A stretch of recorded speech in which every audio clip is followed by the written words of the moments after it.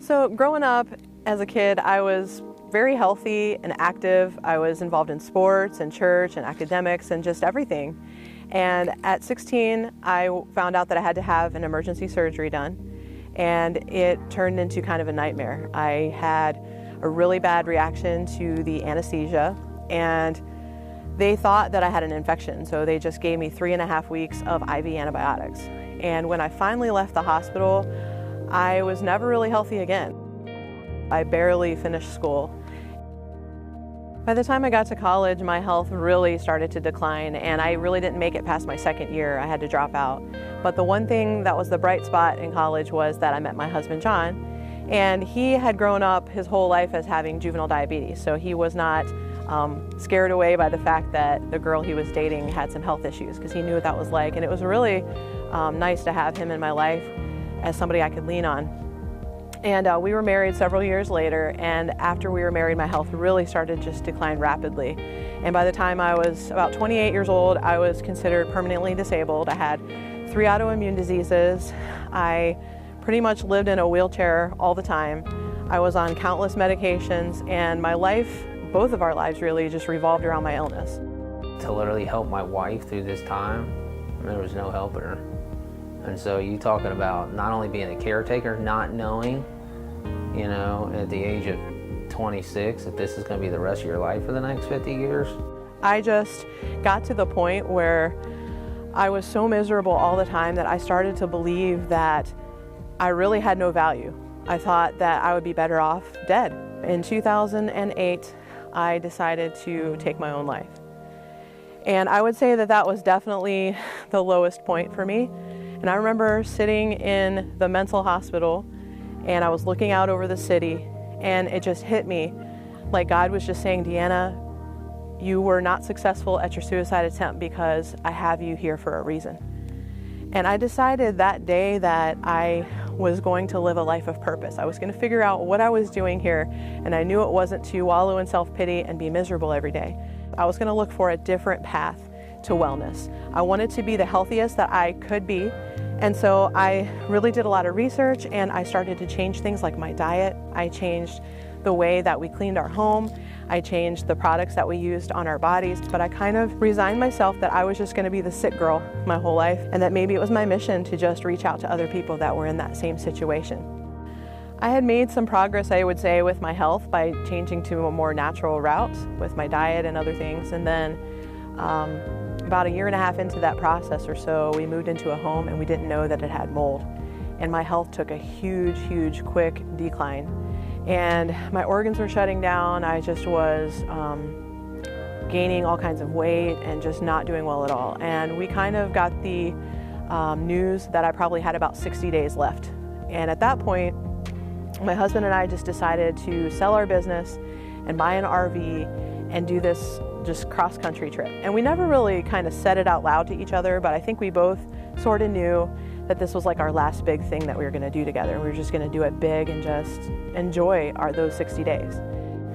So a friend of mine reached out to me on social media, and she said that she had something natural that she wanted me to try that she thought could help my digestive discomfort I was having. And because it was natural and because I knew that she cared about me as a person, I agreed to try it. And when it came in the mail, I did what she told me to do, and I just applied it. And I was really surprised because it had been 4.5 months since I'd eaten solid food, and 3 days later I was back on solid food again. I knew that there was something to this, and I called her and said, okay, I think this is something that I need to have in my life. What do I do?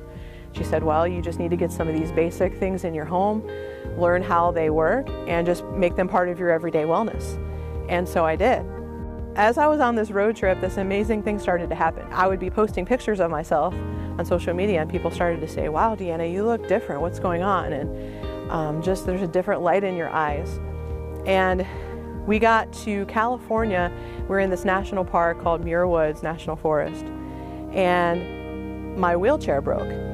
And I thought, wow, well, there goes the rest of the trip, because I could only probably stand for maybe 10 minutes at the most, and I could walk maybe 1,000 feet on my own. And so when my wheelchair broke, I just thought, what am I going to do? But we started to gradually notice that I could walk a little farther and I could stand a little bit longer.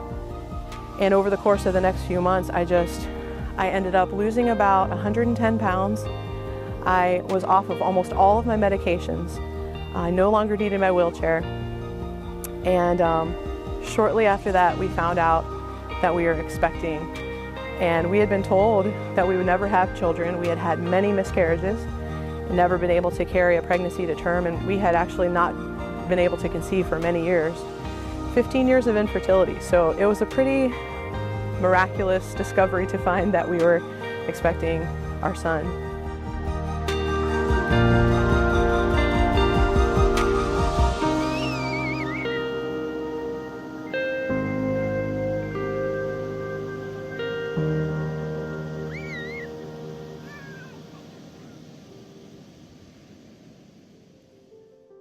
We started really running hard, helping people understand that the benefit of what we had. Mm-hmm. And I mean, it's, you know, and then the whole money side and the bills.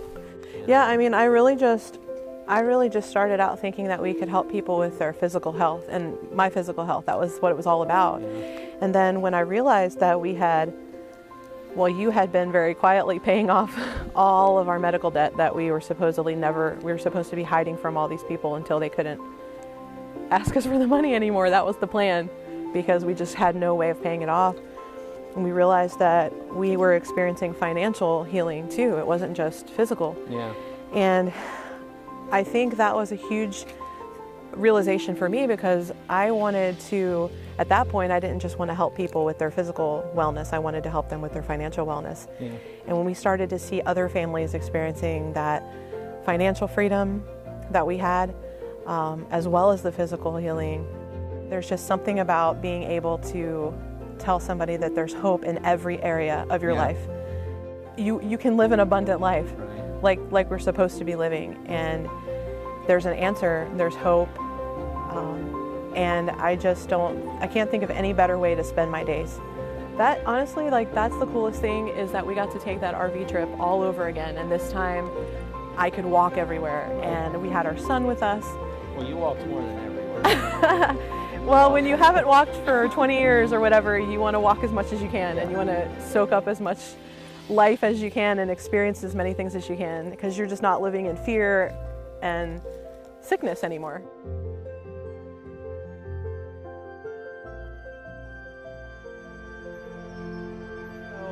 I just want to tell people that, you know, if you're looking for somebody to come along and change your life for you, or wave a magic wand and change your life circumstances, no one can do that for you. I can't do that for you. What I can do is I can help people by providing them with an amazing vehicle that they can use if they've already done the work, if they're ready to be that new person and to write that new story. I did the work, and then the right opportunity came along because I was ready in my heart and in my mind. And so I just want to tell people that they have that same opportunity. God doesn't love me more than you. I'm not more talented than you. I'm just a regular, ordinary person who had an extraordinary opportunity. And I would love to partner with people who are looking for that right vehicle to come along so that they can change their life. So if I could just tell you one thing, it would just be this. You have one life to live. You have one story. Go write your story. You have one light to shine. Go shine it big throughout the world. Live that abundant life. Do what you are called to do, and watch the amazing life that you can create. I was sick. I was disabled. I was financially broken, bankrupt, suicidal, sexual abuse victim. I was sad, hurting, unhappy. I'm an overcomer, a world changer, a healer, a CEO, a mentor, a creator, a total badass, a leader, a momtrepreneur, a coach, a high achiever, a big dreamer, and a person of influence.